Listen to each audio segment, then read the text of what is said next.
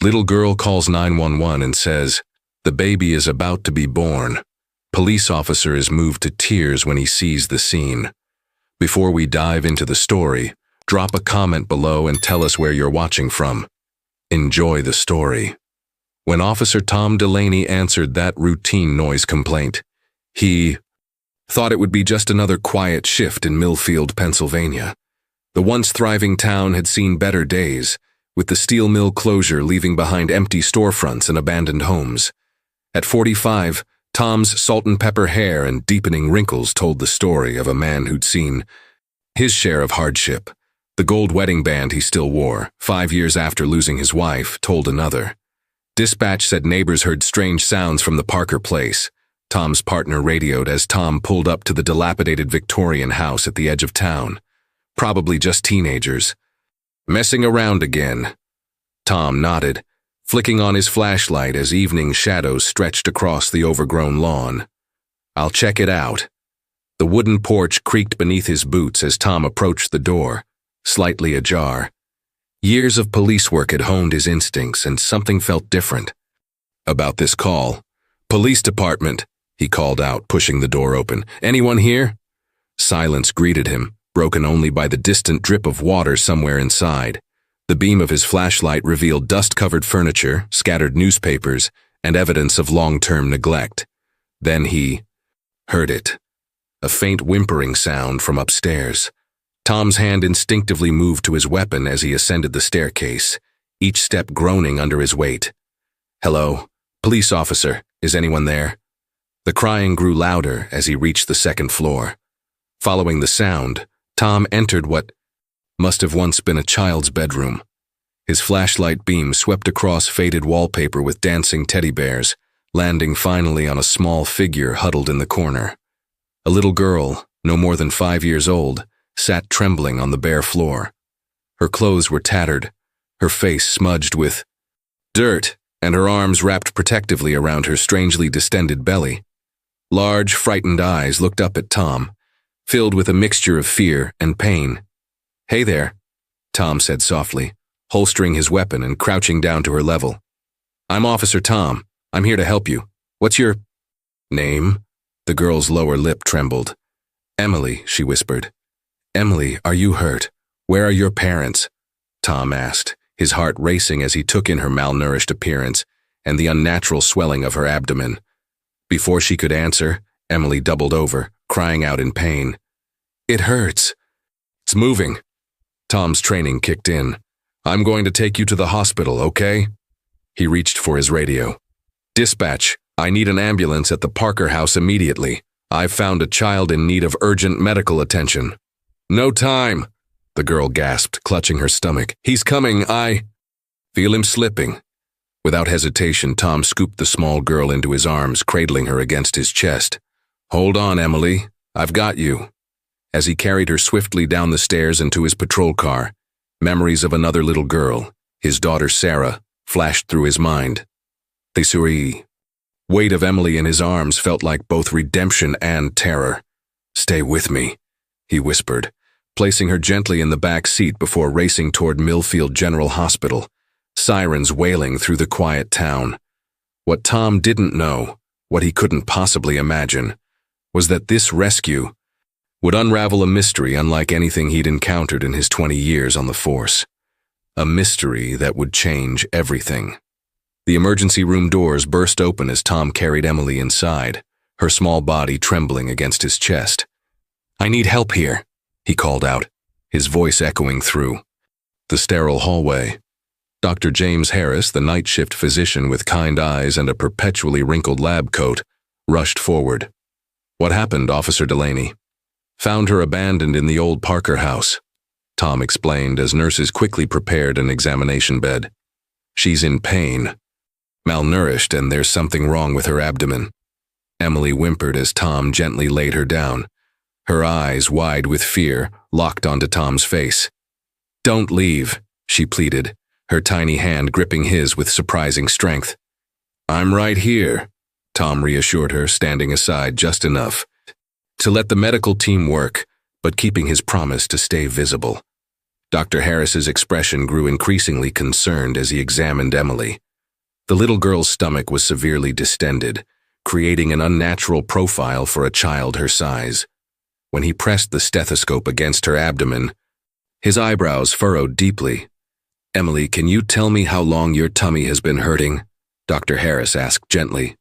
"Always hurts," she whispered. "But worse now. He wants to come out." The doctor and nurse exchanged glances over Emily's head. "Who wants to come out, sweetie?" the nurse asked. "My baby brother," Emily replied matter-of-factly, as though stating the obvious. Tom felt a chill run down his spine. The medical staff's expressions mirrored his own confusion. "We need to run some tests immediately," Dr. Harris said quietly to Tom. "Can I speak with you outside?" Tom hesitated, looking at Emily's frightened face. "I'll be right back, Emily, I promise," he said, squeezing her hand before stepping into the hallway with the doctor. Once outside, Dr. Harris's professional composure faltered slightly. "In 30 years of medicine, I've never seen anything like this. Her symptoms are unusual, to say the least." "What do you mean?" Tom asked. "Her abdomen is severely distended, and there are some hormone levels that are—" Dr. Harris paused, searching for words. "Let's just say they're not what we'd expect in a child her age. We need to run comprehensive tests to understand what's happening." Tom's mind raced with questions. "What about her parents? Any ID or information about where she came from?" "Nothing yet. Social services has been called," Dr. Harris explained. "Officer, technically your duty ends here. You've brought her in." "I'm staying," Tom interrupted firmly. "At least until someone else can look after her properly." The image of Emily's terrified eyes had stirred something protective in him, something he hadn't felt since Sarah. Back in the examination room, Emily was being prepared for an ultrasound. When Tom returned to her side, she immediately reached for his hand. "The doctor is going to take special pictures of your tummy to see what's making you hurt," Tom explained, remembering how he'd once described medical procedures to Sarah in simple terms. As the cold gel touched Emily's skin, she whispered something that made the ultrasound technician freeze. "My mommy said he's special. That's why they'd take him away if they found us." The technician's eyes widened as the image appeared on screen. She quickly called Dr. Harris over, pointing to something on the monitor while whispering urgently.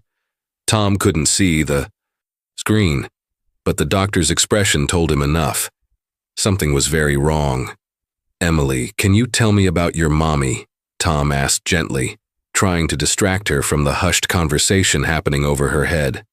"Mommy went to sleep and didn't wake up," she said simply, tears forming in her eyes. "Daddy said we had to keep the secret safe." Tom felt his police instincts kicking in alongside his paternal ones. "What secret, Emily?" Before she could answer, Emily's face contorted in pain, and she curled into herself, crying out. The monitors began beeping urgently. "We need to stabilize her now," Dr. Harris ordered, as nurses rushed to respond. "And call Dr. Matthews from Pediatric Radiology. She needs to see these scans immediately."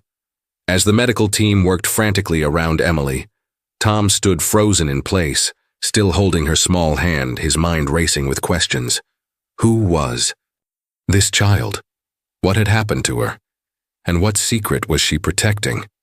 The morning sun streamed through the hospital window, casting long rectangles of light across Emily's bed. After the crisis of the previous night, she had finally fallen into an exhausted sleep. Tom sat in the visitor's chair, his uniform rumpled from the overnight vigil. He hadn't meant to stay all night, but each time he'd tried to leave, Emily had awakened in panic. A gentle knock on the door pulled his attention away from the sleeping child. Officer Delaney, a woman in blue scrubs, entered the room, her auburn hair pulled back in a practical bun. Warm eyes crinkled at the corners when she smiled, though there was a sadness lingering behind her friendly expression. "I'm Margaret Reynolds, head pediatric nurse for this floor." Tom stood, stretching his stiff back. "Nice to meet you. And please call me Tom." Margaret nodded toward Emily. She had quite the night, Dr. Harris told me you haven't left her side. Couldn't bring myself to, Tom admitted. Something about her case just gets under your skin, Margaret finished for him. She approached Emily's bed with the practiced quiet of someone used to not disturbing sleeping children. I know the feeling. As Margaret checked Emily's vitals, Tom noticed how her hands moved with both clinical precision and gentle care. Emily stirred slightly but didn't wake. The preliminary test results are confusing, Margaret said in a low voice. Dr. Harris has called in specialists. What can you tell me? Tom asked. Margaret hesitated. I shouldn't be discussing this with you officially, but she looked down at Emily's peaceful face. Her hormone levels are elevated in patterns typically only seen in conditions that should be physiologically impossible for a child her age. Tom processed this information slowly. And her stomach. There's definitely a mass, but it's not what anyone expected. The ultrasound images were unclear. Margaret's voice dropped even lower. Between us, the medical team is baffled. A small sound from the bed drew their attention. Emily's eyes fluttered open, immediately searching the room until they found Tom. Relief washed over her face. You stayed, she whispered. I promised I would, Tom replied with a gentle smile. Margaret stepped forward. Good morning, Emily. I'm Nurse Margaret. I'm going to help take care of you.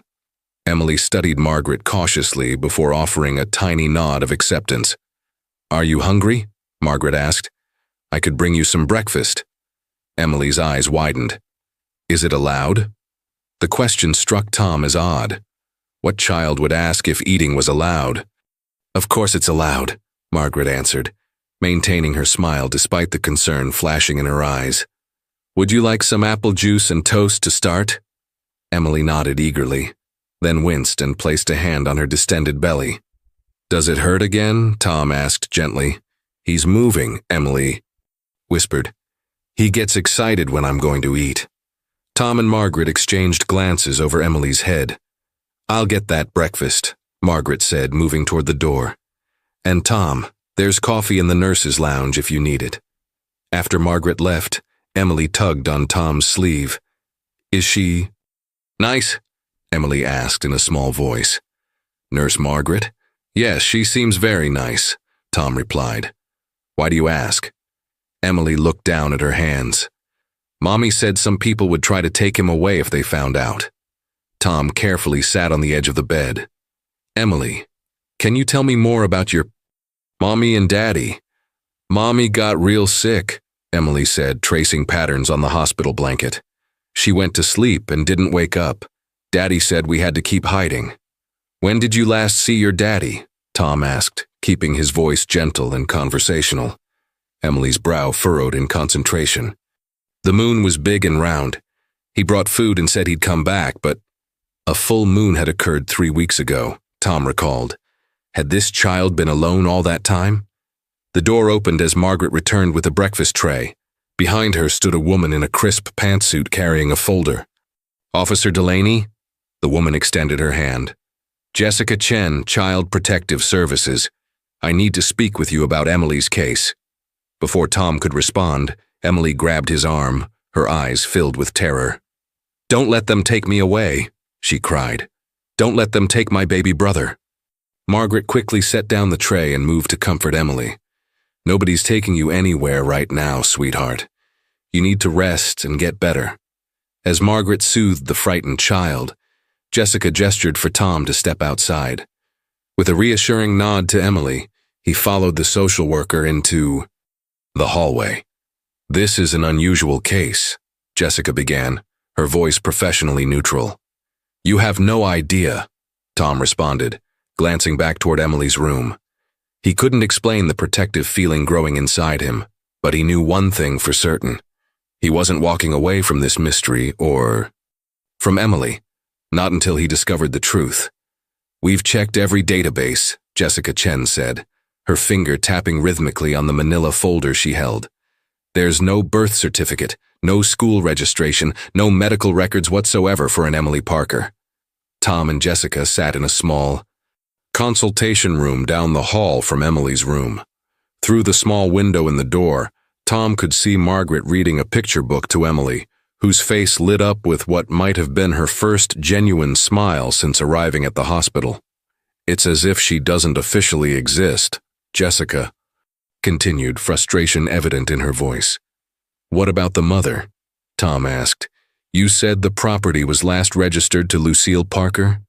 Jessica nodded. "Lucille Parker, age 37, deceased approximately 3 months ago according to county records.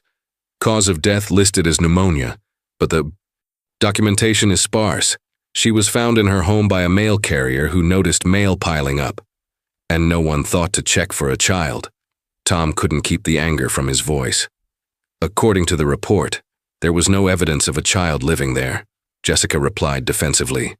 The responding officers noted the house was in complete disarray, with no children's belongings visible. Tom thought back to the little bedroom where he'd found Emily, hidden away in the far corner of the second floor. If someone hadn't thoroughly searched the house, what about the father? He asked. "No father listed on any documentation we could find," Jessica said. "But given Emily's comments about Daddy, we're working under the assumption there is one, possibly still in the area." Captain Reynolds' stern voice suddenly came from behind Tom. "Delaney, a word." Tom hadn't heard his supervisor arrive. With an apologetic nod to Jessica, he stepped into the hallway. Captain Reynolds wasted no time. "You were supposed to be back on patrol this morning. Instead, I find you still involved in a CPS case that's no longer police business. With respect, Captain, this isn't just any case," Tom began. "I know all about it," Captain Reynolds interrupted.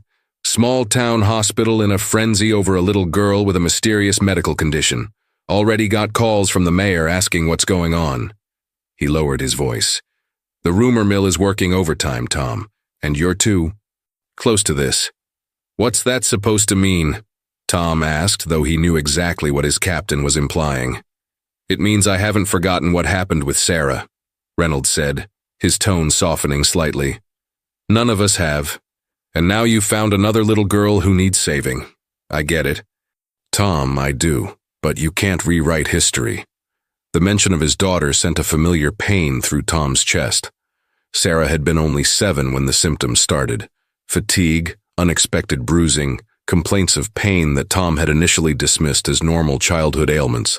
By the time they realized it was leukemia, it was already too late. "This isn't about Sarah," Tom insisted, though the tremor in his voice betrayed him. Captain Reynolds placed a hand on Tom's shoulder. "Take the rest of the day. Then I expect you back on regular duty tomorrow. The child is in good hands now." As if on cue, a commotion erupted from Emily's room. Tom rushed back, pushing past his captain and Jessica. Emily was curled into a ball on her bed, arms wrapped around her midsection, face contorted in pain. Margaret was attempting to calm her while Dr. Harris checked her vital signs. "What happened?" Tom demanded, moving instantly to Emily's side. "Her pain suddenly spiked," Margaret explained, her experienced hands already adjusting Emily's medication. One minute she was fine, the next, Emily's eyes found Tom's, tears streaming down her face. "It hurts, make it stop." Dr. Harris frowned at the monitor readings. "Her heart rate is elevated, and there's increased pressure in her abdomen. We need to run another ultrasound immediately." As they prepared to move Emily for the procedure, she grabbed Tom's hand with surprising strength. "Don't leave me," she begged. "They'll take him away if you're not watching." "I'm not going anywhere," Tom promised, ignoring his captain's disapproving stare from the doorway. In the imaging room, the technician moved the ultrasound wand carefully over Emily's swollen abdomen. The screen showed a confusing mass that didn't match any normal anatomy Tom had ever seen. Dr. Harris pointed to the monitor. "There's definitely something there, but it's unlike any growth I've encountered." He turned to Emily with a gentle smile. "Emily, when did your tummy first start to get bigger?" "After Mommy told me about the baby brother inside me," she replied. Matter-of-factly. "She said I was special. That's why he chose me." The doctor's expression remained professional, but Tom caught the concerned glance he exchanged with the technician. "We need more comprehensive scans," Dr. Harris said quietly. "And I'm calling in Dr. Winters from Pediatric Psychology. This situation has aspects that go beyond the physical." As they wheeled Emily back to her room, Captain Reynolds approached Tom one last time. "Tomorrow morning, Delaney. Regular shift. That's an order." Tom watched as Emily was settled back into her bed, Margaret adjusting her blankets. With maternal care. In the 24 hours since he'd found her, this mysterious child had awakened something in him he thought had died with Sarah. A fierce, protective instinct that wouldn't be silenced by orders or reason. "I hear you, Captain," he said, never taking his eyes off Emily. "But something is very wrong here, and I'm not walking away until I figure out what it is." The next few days brought an unexpected calm. Emily's pain subsided with proper medication and nutrition, and color gradually returned to her pale cheeks. Tom had reluctantly returned to patrol duty as ordered, but spent every break and off hour at the hospital. "You're looking better today," Tom said, entering Emily's room with a small stuffed bear tucked under his arm. Emily's face brightened when she saw him. The hospital gown still hung loosely on her thin frame, but the dark circles under her eyes had faded slightly. "Nurse Margaret said I'm being very brave," she announced proudly, sitting up straighter in her bed. "She's absolutely right," Tom agreed, handing her the teddy bear. "I brought you a friend." Emily hugged the bear tightly to her chest, a look of wonder on her face. "Is he really mine to keep?" "All yours," Tom confirmed, once again struck by how Emily treated simple kindnesses as extraordinary gifts. Margaret entered with a lunch tray, smiling at their interaction. "Appetite's improving," she reported. "Dr. Harris is pleased with her blood work too." While Emily ate her lunch, carefully saving half her pudding cup for later, as if uncertain when food would come again, Margaret pulled Tom aside. "The preliminary diagnosis is in," she whispered. "They think it's a rare hormonal disorder combined with severe malnutrition and possible psychological factors." "Meaning what exactly?" Tom asked. "Meaning her physical symptoms have a medical explanation, but her beliefs about what's causing them might be influenced by things she was told." Margaret chose her words carefully, conscious of Emily's presence across the room. Tom nodded slowly, processing. "This information. And the treatment? Continue addressing the nutritional deficiencies, medication for the hormonal imbalance, and gentle psychological support," Margaret explained. "Dr. Winters will start sessions tomorrow."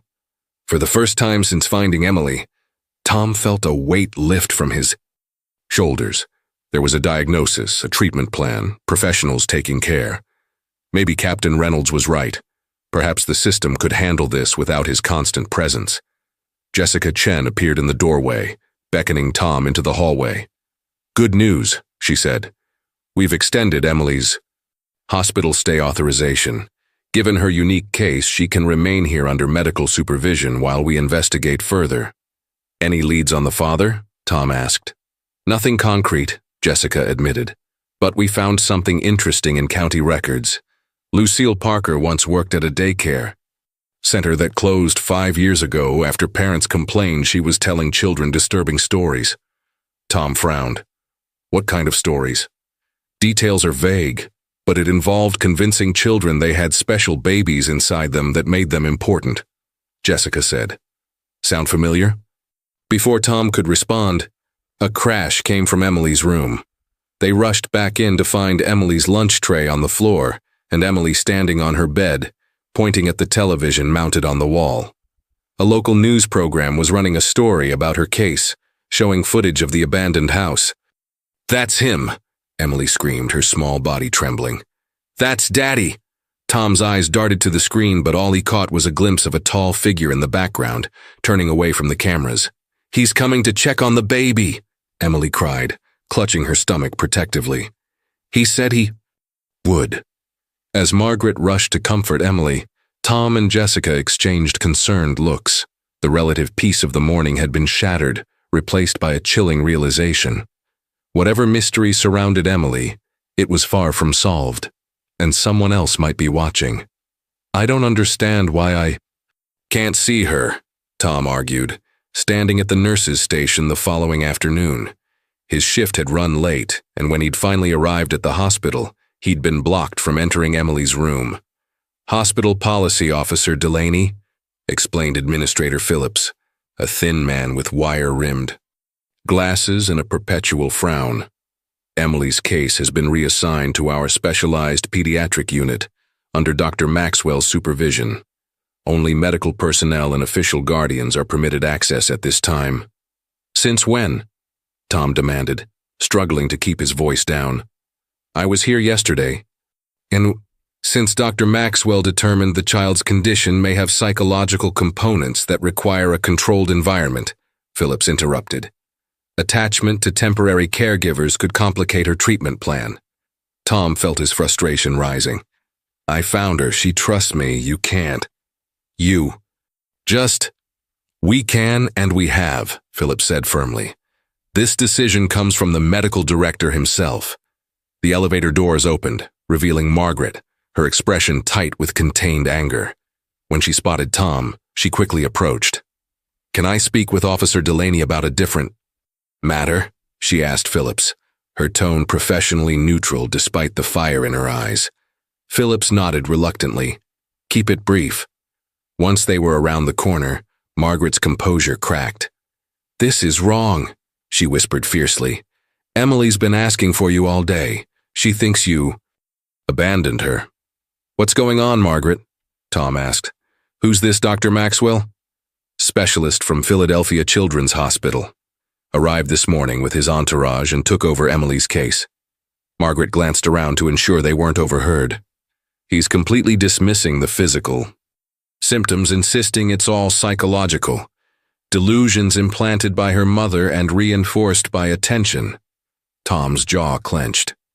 That's ridiculous. You've seen her scans. Exactly. But Maxwell claims the mass is just severe bloating and inflammation from malnutrition. Margaret lowered her voice. Further, and here's the strangest part, hospital security found someone watching the building from across the street last night. When they approached, the person ran. A chill ran down Tom's spine. Emily saw someone on the news yesterday. She said it was her father. Margaret nodded grimly. I heard, but there's more. Emily told me something this morning before Maxwell restricted her visitors. She said Daddy comes at night to check on the baby. Wait, are you saying someone's been in her room? Tom asked, alarm rising in his voice. Security found no evidence of unauthorized entry, Margaret admitted. But Emily was so certain. She described him standing by her bed while she pretended to sleep. Tom ran a hand through his hair, mind racing. I need to see the security footage. Already checked. Nothing unusual except... Margaret hesitated.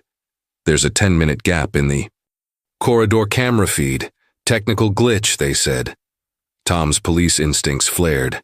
Too many coincidences, too many unexplained elements. Officer Delaney, Administrator Phillips called from down the hall. I must insist you leave the premises now. Dr. Maxwell has specifically requested no police presence around the patient. This isn't right, Tom muttered to Margaret. Something's very wrong here. I know, she agreed, quickly pressing a folded paper into his hand. My personal number. I'm off duty tomorrow, but we'll check on her during evening shift. I'll update you. As Tom headed toward the exit, his phone buzzed with a text from an unknown number. If you want the truth about the girl, come to Riverside Park, bench near the old boathouse, 9 p.m. tonight. Come alone. Tom stared at the message, suspicion and hope battling within him. It could be a trap, or it could be the answers he desperately needed. Outside the hospital, Tom gazed up at what he guessed was Emily's window, the setting sun reflecting orange against the glass. He'd made her a promise to stay by her side, to protect her. And somehow, despite hospital administrators and police captains and mysterious doctors, he intended to keep it. First, he needed to discover what had really happened to Emily Parker. and who was so interested in keeping those secrets hidden. The truth waited for him at Riverside Park. At least he hoped it did. The old boathouse at Riverside Park stood like a forgotten sentinel at the water's edge, its weathered boards silver in the moonlight. Tom arrived 20 minutes early, parking his car at the far end of the lot and approaching on foot, staying in the shadows of the tall oaks that lined the path. 5 years on the Millfield police force had taught him caution, especially when meeting anonymous sources. He positioned himself behind a thick tree trunk with a clear view of the designated bench, hand resting lightly on his service weapon. At precisely 9 p.m., a figure emerged from the direction of the marina. A woman in a dark jacket, moving, with purpose. As she passed beneath a lamppost, Tom recognized Jessica Chen from Child Protective Services. He stepped from the shadows. "Jessica?" She startled, then relaxed when she saw him. "Officer Delaney, thank you for coming." "You sent the text?" Tom asked, confused. "Why all the secrecy?" Jessica glanced around nervously before sitting on the bench. "Because what I'm about to tell you could cost me my job.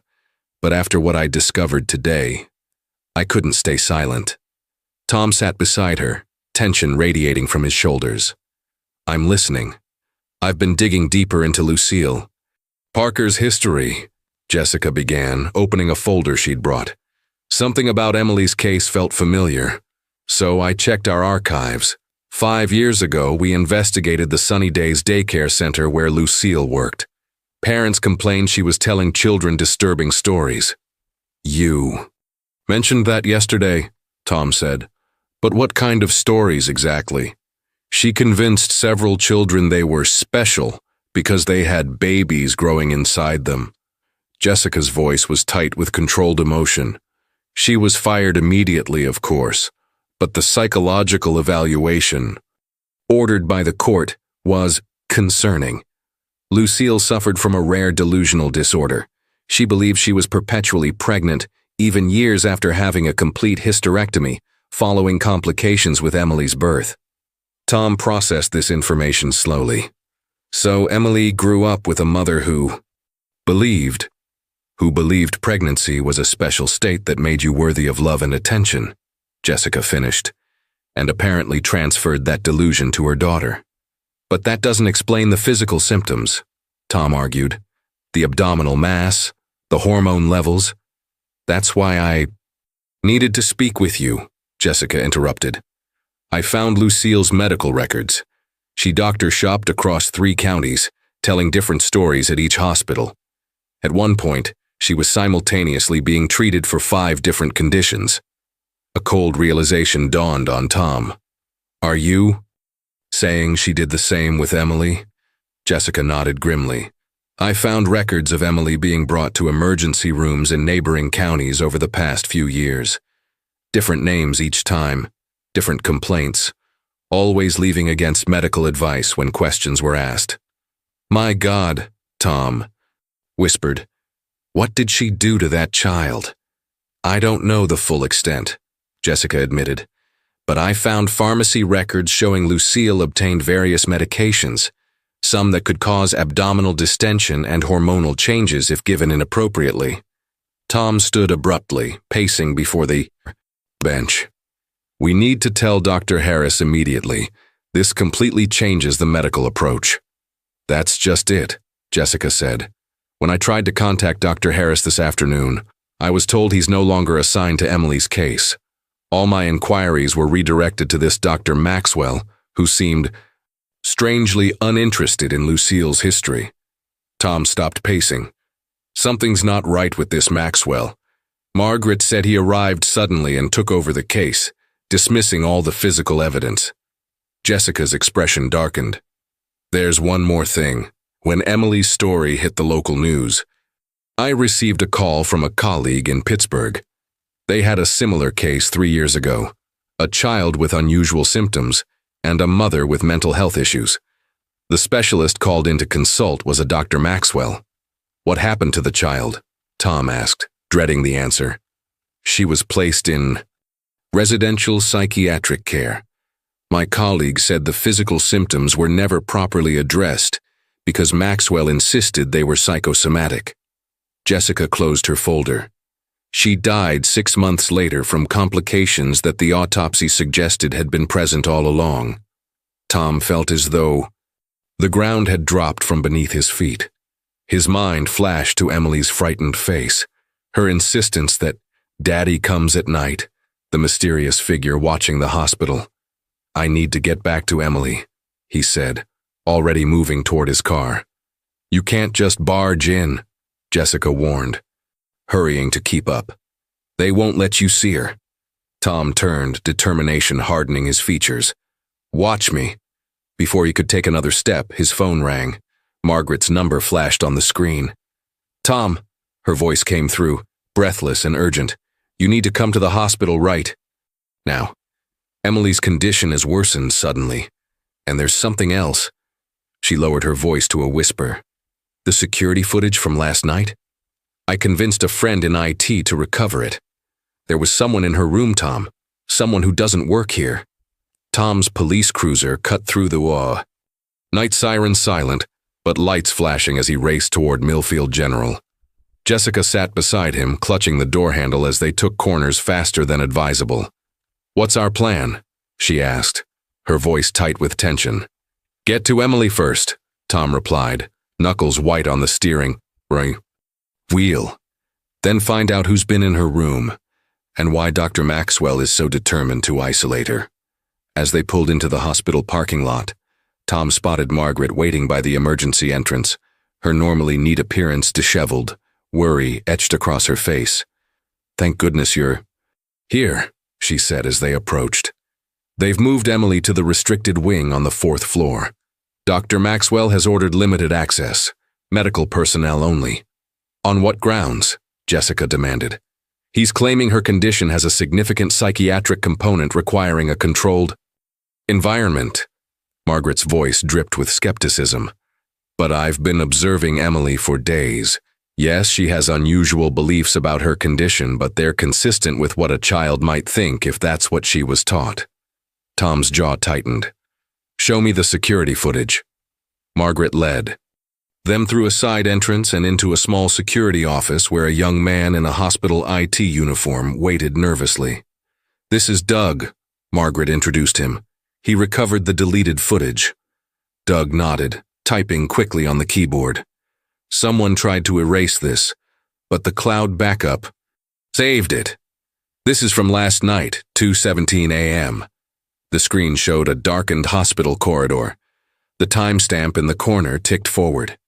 At 2:19 a.m., a tall figure in scrubs and a surgical mask entered the frame, moving with purpose toward Emily's room. There was something oddly familiar about the way the person moved. "That's not hospital staff," Margaret whispered. "Look at the ID badge, it's backward like they flipped it deliberately." The figure entered Emily's room and remained inside for precisely 3 minutes before exiting and disappearing down the hallway. "Can you show us inside?" "The room?" Tom asked. Doug shook his head. "No camera in patient rooms. Privacy regulations." "We need to get to Emily now," Tom said, already moving toward the door. "Wait," Jessica stopped him. "We need a plan. If Maxwell has restricted access, we can't just demand to see her." Tom thought. Quickly. "Margaret, does your ID badge give you access to the 4th floor?" "Yes, but..." "Good. You'll accompany Jessica as if she's conducting an official CPS visit. The hospital can't legally prevent that." Tom turned to Doug. "Can you loop the current security feed for the next 20 minutes? Make it look like business as usual?" Doug hesitated. "That's not exactly legal." "Neither is unauthorized access to a patient's room or interfering with a CPS investigation," Jessica pointed out. After a moment's consideration, Doug nodded. 20 minutes, that's all I can give you. And me?"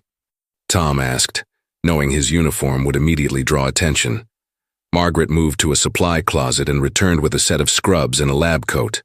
"Put these on. Take the service elevator. Fewer cameras."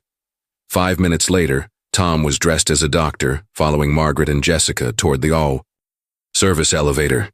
His heart pounded as they ascended to the 4th floor. Every instinct told him Emily was in danger. The restricted wing was eerily quiet, The night shift reduced to minimal staffing. Margaret led them confidently past the nurse's station, nodding professionally to the lone nurse, who barely glanced up from her computer. Outside Emily's room, they paused. Through the small window in the door, Tom could see Emily sleeping, her small form dwarfed by the hospital bed. An IV line ran to her arm, and monitoring equipment beeped softly beside her.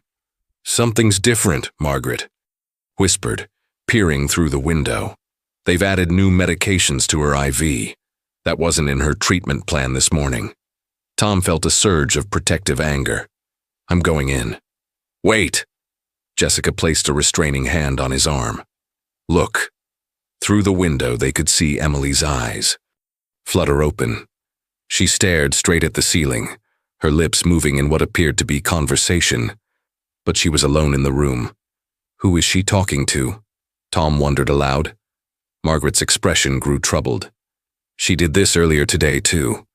Having full conversations with thin air, it started. Right after Dr. Maxwell began the new medication regimen. Jessica checked her watch. "We have 12 minutes left on the security loop. We need to make them count." Tom nodded, pushing the door open quietly. Emily's eyes immediately darted to them, widening in recognition and relief. "Tom," she whispered. "You came back. I promised I wouldn't leave you, remember?" Tom moved quickly to her bedside, Margaret and Jessica following close behind. "They said you didn't want to see me anymore," Emily said, tears forming in her eyes. "That you thought I was making everything up." Tom's heart clenched. "That's not true, Emily. I've been trying to see you, but they wouldn't let me in." Margaret was already examining Emily's chart and the medications hanging from the IV pole. Her expression darkened as she read. "These are heavy sedatives and antipsychotics," she whispered to Tom, and Jessica, "completely inappropriate dosages for a child her age and condition." Jessica took photos of the chart with her phone while Tom gently held Emily's hand. "Emily, this is very important," he said softly. "Has someone been coming to your room at night? Someone you're not supposed to tell? Anyone about?" Emily's eyes darted fearfully to the corners of the room before she nodded. "He comes when everyone's sleeping. He says he's checking on the baby." "Who is he, Emily?" Tom asked, keeping his voice calm despite the alarm bells ringing in his head. Emily leaned closer, her voice dropping to a whisper. "Daddy, he says if I tell anyone about the baby, they'll take me away forever. We need to get her out of here," Tom whispered urgently, his eyes fixed on Emily's pale face. "These medications aren't treating her, they're sedating her into compliance." Margaret checked the IV bags again, her experienced nurse's gaze calculating. "If we disconnect her now without proper medical supervision." 2 minutes left on the security loop, Jessica interrupted, checking her phone. "We need to decide quickly." Emily looked between them, confusion clouding her features. "Are you taking me home?" Tom knelt beside her bed. "Emily, we believe you're not getting the right kind of help here. Dr. Maxwell may not be treating your real condition." "He said the baby isn't real," Emily whispered, her small hands protectively covering her distended abdomen. "But I can feel him.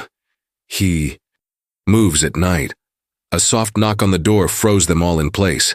The door opened slowly to reveal Doug from security, his face tense. "You need to go now," he hissed. "Dr. Maxwell just arrived on the floor, unscheduled night visit. He's checking patient charts with the night nurse." Tom's mind raced. They couldn't move Emily now, not with Maxwell just down the hall. And without proper planning, removing her from medical care could do more harm than good. "New plan," he decided quickly. "Jessica, you and Margaret leave normally. You were conducting an official CPS welfare check. I'll hide and stay with Emily tonight. We need to see what Maxwell does during these night visits." "That's incredibly risky," Margaret warned. "So is leaving her alone with whatever's happening here," Tom countered. A decision crystallized in his mind. "Doug, can you get back to security and erase our visit? From the backup system too?" Doug nodded nervously. "I'll try." "You have 30 seconds to clear out," Tom insisted. "I'll find a hiding place." With reluctant nods, Margaret and Jessica followed Doug out of the room. Margaret paused at the door. "The supply closet connects to Emily's bathroom," she whispered. "It's rarely used at night." Tom squeezed her hand in thanks before she slipped away. "Emily," he said softly, turning back to the child. "I'm going to hide in the bathroom, but I'll be right here all night. If anyone comes in, pretend to be asleep. Can you do that?" Emily nodded, solemnly. "Like when Daddy comes. I always pretend I'm sleeping." "Smart girl," Tom praised her, smoothing her hair gently before retreating to the bathroom. Through the partially open door, he could still see Emily's bed and the room entrance. Minutes stretched into hours as Tom maintained his vigil. Hospital sounds faded as night deepened. Occasional footsteps in the corridor, the distant ding of an elevator, the soft beeping of Emily's monitors. Around 1 a.m., Emily's breathing had evened into sleep. Tom fought his own exhaustion, reminding himself of the stakes. Something was very wrong with Emily's care, and he needed answers. At precisely 2:17 a.m., the same time as the security footage, soft footsteps approached the door. Tom tensed, pressing himself against the bathroom wall as the door opened with a barely audible click. A tall figure in scrubs entered, moving with practiced confidence directly to Emily's bedside. From his hiding place, Tom couldn't see the person's face, obscured as it was by a surgical mask and the room's dimness. The figure checked Emily's vitals, making notes on a tablet. Then, most disturbingly, produced a syringe from a pocket and injected something into Emily's IV line, something not on her official medication chart. Tom's fists clenched as he fought the urge to intervene immediately. He needed to see the person's face, needed irrefutable evidence of what was happening. The figure leaned close to the sleeping child, whispering something Tom couldn't hear. Then, to his shock, the person gently pressed on Emily's abdomen, as if checking for something, causing Emily to stir uncomfortably in her sleep. As the figure straightened and turned slightly toward the light from the hallway, Tom finally caught a glimpse of eyes above. The surgical mask, eyes he recognized with a jolt of disbelief. Before he could process what he was seeing, Emily's monitors began beeping erratically. The figure glanced at the machines, then hurriedly adjusted something on the IV before moving swiftly toward the door. Tom had seconds to decide. Pursue the figure or stay with Emily, whose breathing had become labored, her small body now twitching in distress. "Help!" he shouted, abandoning his hiding place and rushing to Emily's side. "Nurse! Doctor! Somebody help!" As medical staff flooded the room, Tom watched helplessly as Emily's face contorted in pain, her monitors screaming warnings. Through the confusion, he caught a final glimpse of the figure disappearing down the corridor, walking not with the urgency of a medical professional responding to an emergency, but with the deliberate pace of someone slipping away unnoticed. Emily's eyes fluttered open, finding Tom's face amid the chaos of responding medical staff. Her small hand reached for his as she whispered through pale lips, "He said it's time. The baby's coming now." Controlled chaos enveloped Emily's hospital room. Medical staff worked feverishly to stabilize her condition while Tom found himself pushed toward the door by a stern-faced nurse. "Sir, you need to step outside." "Wait, how did you even get in here?" she demanded, recognition dawning in her eyes. "Officer Delaney, you're not authorized." "Someone injected something into her IV," Tom interrupted. Urgently. "A man in scrubs with a surgical mask. He's still in the building." Dr. Harris, summoned by the emergency, appeared in the doorway. "What's going on here?" "Emily's experiencing severe abdominal distress," a nurse reported. "Blood pressure dropping, heart rate elevated." Tom grabbed Dr. Harris's arm. "Listen to me. Dr. Maxwell or someone working with him has been coming in at night, injecting something into Emily's IV. I saw it happen." Harris's expression shifted from confusion to alarm. "Security to the 4th floor now," he ordered into his pager. "And page Dr. Rivera from toxicology." Emily's small voice rose above the commotion. "Tom, it hurts really bad this time." Tom pushed past the nurse to Emily's bedside, taking her hand. "I'm right here." Dr. Harris examined the IV line, his brow furrowed. "This line's been compromised. Start a new one, Stat, and I want blood. Samples immediately." As nurses rushed to comply, Dr. Maxwell appeared in the doorway, immaculately dressed despite the late hour. "What is the meaning of this disruption?" "Emily's in distress," Dr. Harris replied tersely, "and Officer Delaney claims someone tampered with her medication." Maxwell's gaze landed on Tom, a flash of something unreadable crossing his features. "Officer Delaney has no authority here. He's emotionally compromised, projecting his feelings about his deceased daughter onto this patient." The accusation hung in the air, striking Tom like a physical blow. How did Maxwell know about Sarah? "Emily needs emergency surgery," Dr. Harris said, examining the latest scan results. "The abdominal mass has shifted, causing internal pressure." "Absolutely not," Maxwell countered. "This is psychological. Surgery would be irresponsible." Emily whimpered in pain, her grip on Tom's hand tightening. "Please don't let them hurt the baby," she whispered. In that moment, with Emily's frightened eyes locked on his, Tom faced an impossible choice: support immediate medical intervention that might save Emily's life but devastate her psychologically, or advocate for a more measured approach that considered her beliefs, potentially delaying critical care. "Dr. Harris," Tom said firmly, "decision made. I witnessed someone tampering with Emily's medication. I'm officially requesting a toxicology screen before any major procedures, and I want Dr. Maxwell suspended from this case, pending investigation." The two doctors stared at each other across Emily's bed, a silent battle of wills with a child's life hanging in the balance. The hospital administrator's office felt suffocatingly small as Tom stood before Director Wilson's imposing desk. Outside, the first light of dawn barely penetrated the heavy clouds that had settled over Millfield. "Let me make sure I understand, Officer Delaney," Director Wilson said, each word precisely measured. "You entered a restricted patient area without authorization, wearing stolen hospital attire, hid in a patient's room, and are now accusing one of our most respected visiting specialists of medical misconduct." "I witnessed someone injecting an unauthorized substance into Emily's IV," Tom insisted, exhaustion making his voice rough. Dr. Harris confirmed the line was compromised. "Dr. Harris has been removed from Emily's case," Wilson replied coldly.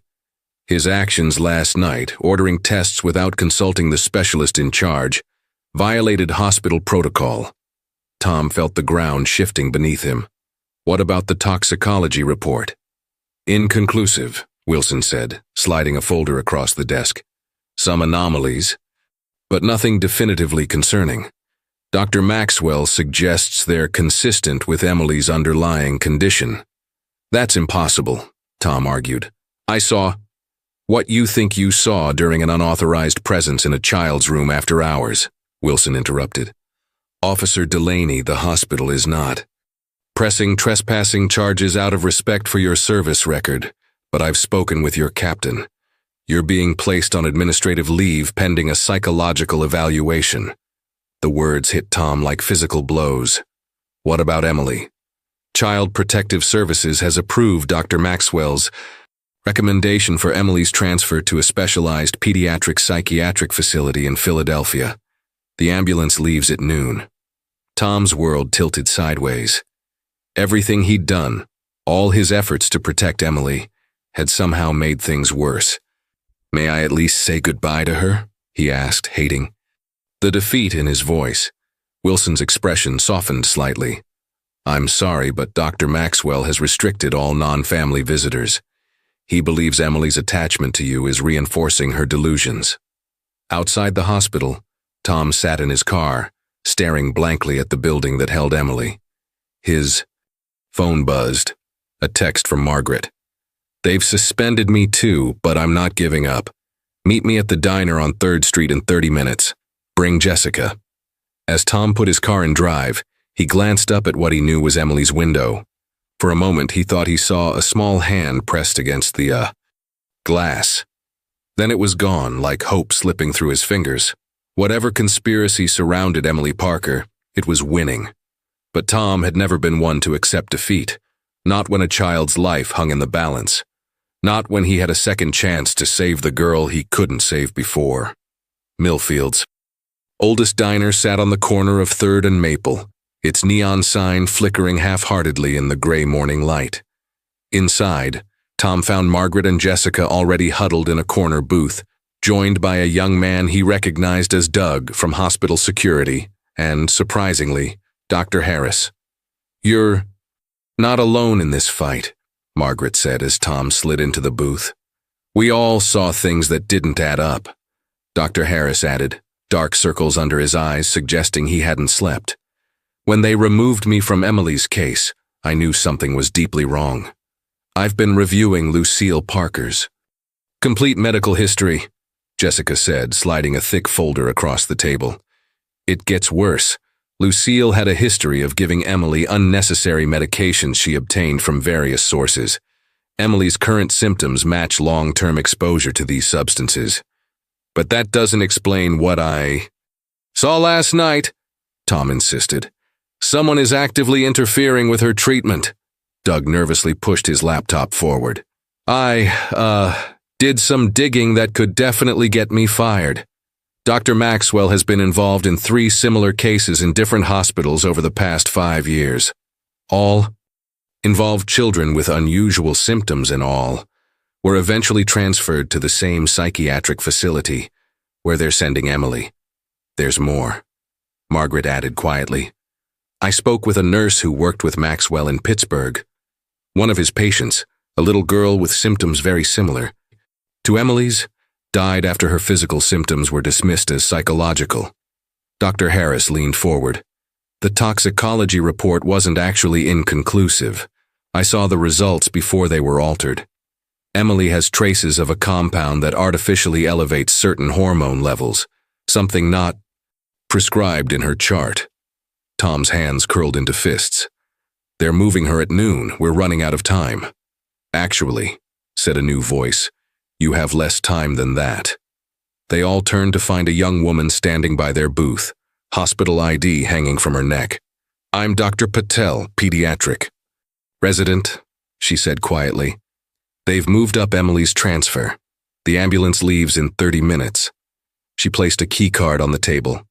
"This will get you into the service elevator and past the 4th floor security door. I can't be part of whatever you're planning, but—" Her voice wavered. "That little girl kept asking for you, Officer Delaney. She thinks you're the only one who believes her." As Dr. Patel walked away, Tom looked around at the unlikely allies gathered in the booth, each risking their career to help a child none of them had known a week ago. "We need a plan," he said, determination hardening his voice. "And we need it now." Margaret's eyes gleamed with sudden inspiration. "I think I have one, but it's going to require perfect timing, and someone brave enough to create a distraction while we get Emily out." For the first time since the nightmare in Emily's room, Tom felt a flicker of hope.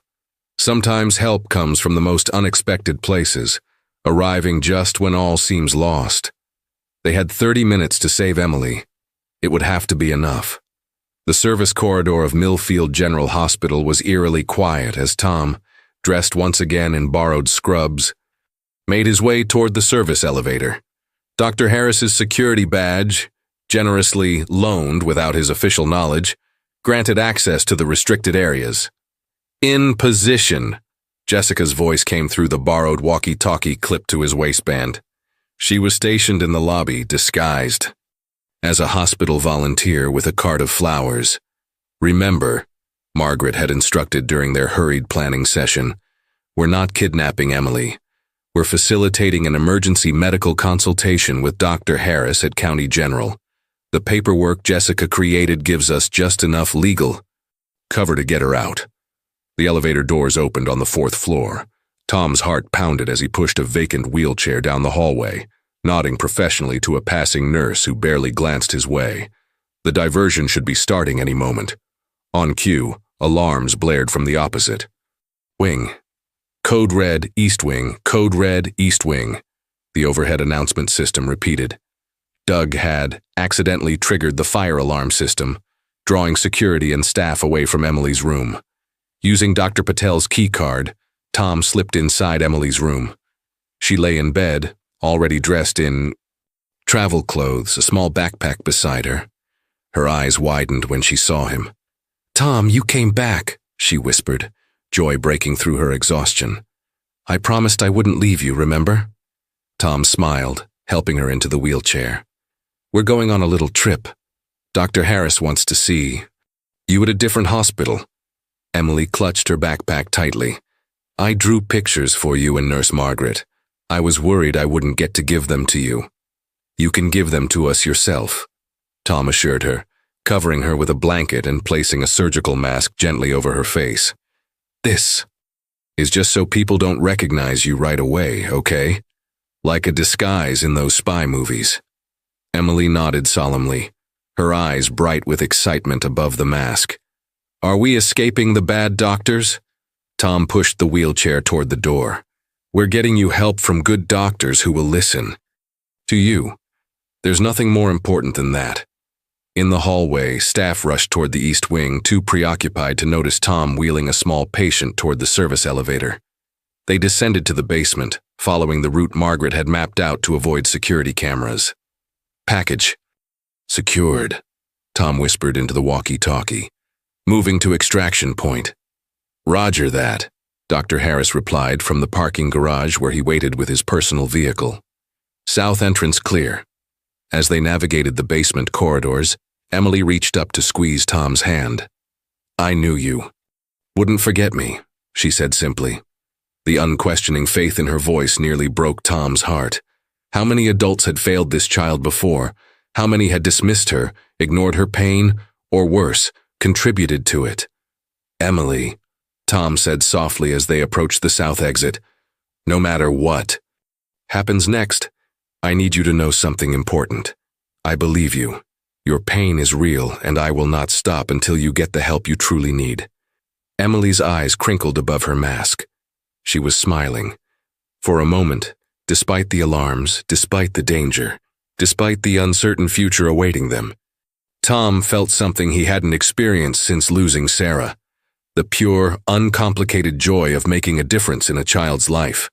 As they pushed through the exit door toward Dr. Harris's waiting car, Emily looked up at the blue sky, her first glimpse of the outside world in days.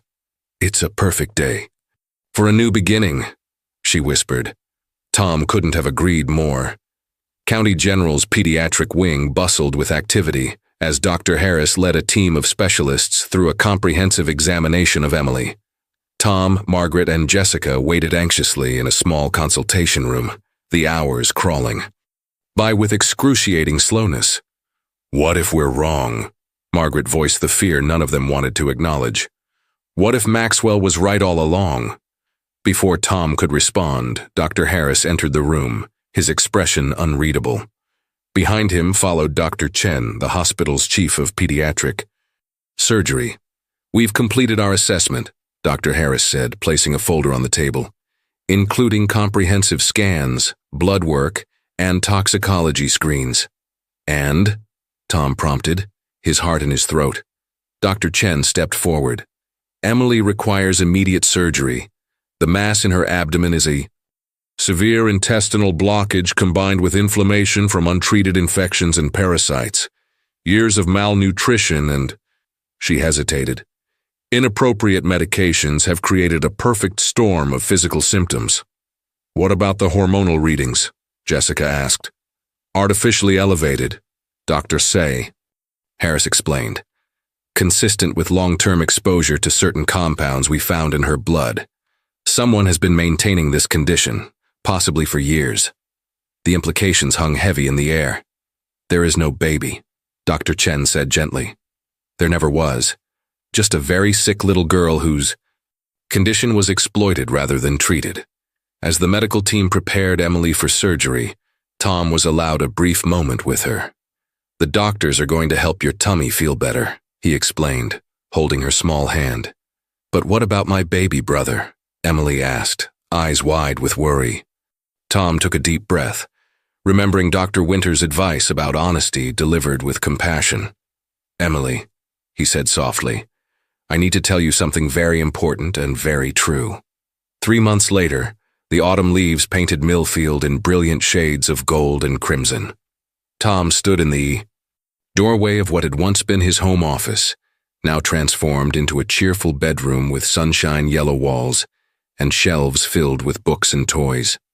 Emily sat cross-legged on the bed, carefully coloring in a drawing.